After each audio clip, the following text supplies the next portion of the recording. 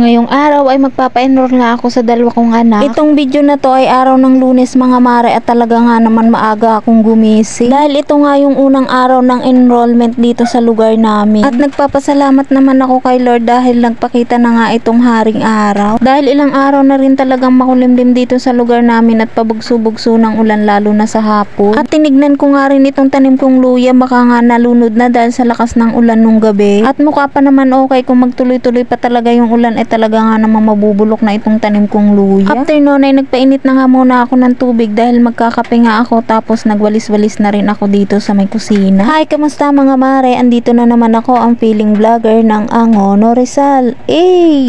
Charis. Bali nakapag-almusal na rin ako ng mga oras na yan at hindi ko na nga lang nabidyohan mga mare. After noon ay nagayak na ako, tapos nagsalang na rin ako ng sinaing para kahit tanghaliin ako sa school ay may sinaing na pag uwi ko nga dito sa bahay. Nang mainin na yung sinaing ay umalis na rin ako dahil naririnig ko na nga yung mikropono nung nagsasalita dun sa may school. Medyo malapit lang naman yung school ng panganay ko dito sa bahay, kaya naman mabilis lang din akong nakarating. Pagpasok ko sa may entrance ng school ay may mga nakaupong teacher, kaya naman nang hingi na rin ako ng form para sa may enrollment. Tapos dumiretso na ako dito sa may covered court para nga makinig ng orientation for parents. Buti na lang may nakita akong bakanteng upuan at umupo na rin ako para nga mag-fill up ng dala kong form. Yun nga palang panganay ko ay grade 9 na sa pasukan. Ang bilis lang din talaga ng panahon, parang kailan lang elementary siya, ngayon grade 9. Nang matapos nga ako magpa-enroll dito sa panganay ko ay hinanap ko naman itong si April dahil sabay nga kami magpa-enroll dun sa elementary. At dito nga kami nagkita sa may tapat ng gate ng school ng panganay ko. Bago kami pumunta doon sa may elementary school ay dumaan nga muna kami dito kay ate para nga bumili ng mami merienda. 10 AM na to ng umaga mga mare, kaya naman gutom at uhaw na nga itong mga taong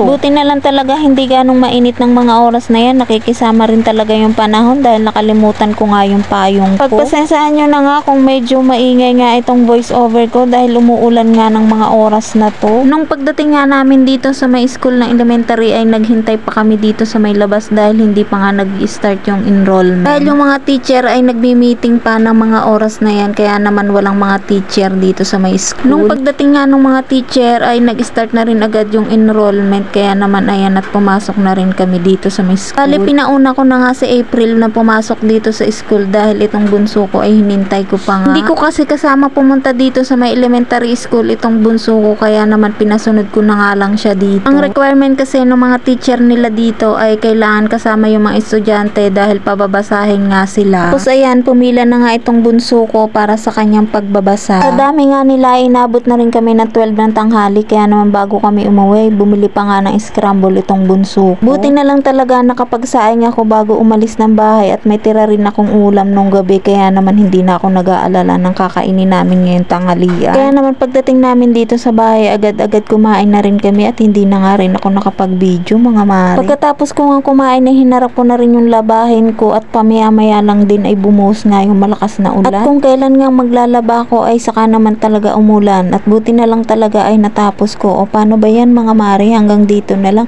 See you on next vlog. Bye!